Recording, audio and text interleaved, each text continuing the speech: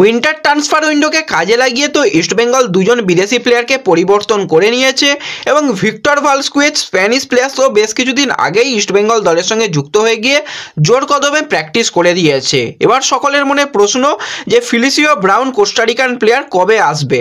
তো প্লেয়ার কিন্তু এসে গেছে, এবার সে কি কবে থেকে খেলবে সেটা জানার জন্য আগেই কিন্তু চ্যানেলটাকে সাবস্ক্রাইব করে নাও, তাহলে ইস্টবেঙ্গলের সমস্ত আপডেট তোমরা এখানে পেয়ে যাবে। তো ফিলিসিও ব্রাউন কোস্টারিকান প্লেয়ার, এর আগেও কিন্তু আরেক কোস্টারিকান প্লেয়ার ইস্টবেঙ্গলে খেলে গেছে। তো সেই প্লেয়ারের নাম যদি তোমরা জেনে থাকো অবশ্যই কমেন্টে জানিও। তো এই প্লেয়ার কিন্তু সরাসরি নর্থ ইস্টে চলে এসেছে এবং সেখানেই টিম হোটেলে ইস্টবেঙ্গলের সঙ্গে যুক্ত হয়ে গেছে। নর্থ ইস্ট ম্যাচে যদি সে অল্প গেম টাইম পায় তাহলে অবাক হব না তার পরবর্তী সময় কিন্তু ইস্টবেঙ্গলের হোম ম্যাচ মুম্বাই সিটি এফসির সঙ্গে, সেখান থেকেই কিন্তু এই জোড়া স্ট্রাইকারকে আমরা দেখতে পাবো। আর এই স্ট্রাইকার জুটিকে তোমরা দেখার জন্য কতটা আগ্রহী রয়েছো কমেন্টে জানিও।